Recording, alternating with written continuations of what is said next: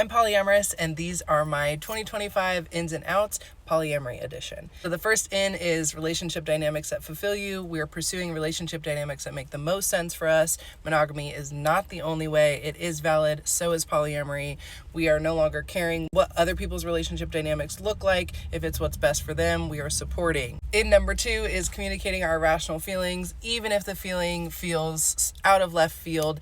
If you don't give those feelings a voice, a lot of times they're just going to keep coming up. They're going to present in different ways. It's going to create tension. It's going to create problems. So find a safe space in your partner. Let them know if you're not sure what you need in order to feel better. But regardless, it's a team effort in 2025. Out for 2025, comparing your relationship to others, especially if you're polyamorous, what your partner does for you. Your relationship should be able to stand alone. You should be getting your needs met. Whatever you're needing from them to feel fulfilled in your relationship, that should stand alone regardless of who else they are with. Another in for 2025 is listening to understand. I talked about this in a video a few days ago. We are trying to understand where the other person is coming from before we then try to spew our own hurt and need to be understood. We're approaching people with the want and need to understand them. Generally, compassion follows closely behind. And for 2025, helping our partners work through jealousy. Again, this is a team effort. We want to communicate. We want to know those hard feelings. We want to talk about the ways that we can help them through those feelings.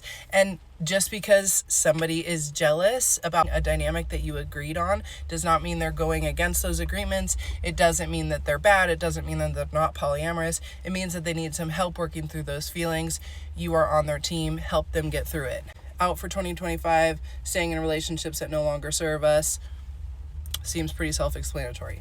Out for 2025, limiting your partner based on insecurity. We are not going to make rules based on trying to hold on to any ounce of possessiveness. It's really important to look at your relationship and see where the monogamous structures, the things that have been normalized that are in fact toxic in our monogamous culture. Make sure you are actually practicing non-hierarchical polyamory. Let's dive into that a little more, because we practiced non-hierarchical polyamory for 4 years before we actually got rid of all the toxic monogamy, and we probably still have work to do. Last in for 2025, I could do so many of these, but intentional growth versus that's just the way I am. We never stop growing as humans. We're never going to reach perfection, but we can keep growing, and to actively keep growing, we have to do that intentionally. Find a journal, find a podcast, find a book. Do something that's intentionally continuing the growth within yourself. It could be physical, it could be mental, it could be routines, it could be anything that is intentionally setting things aside. I realize in 2025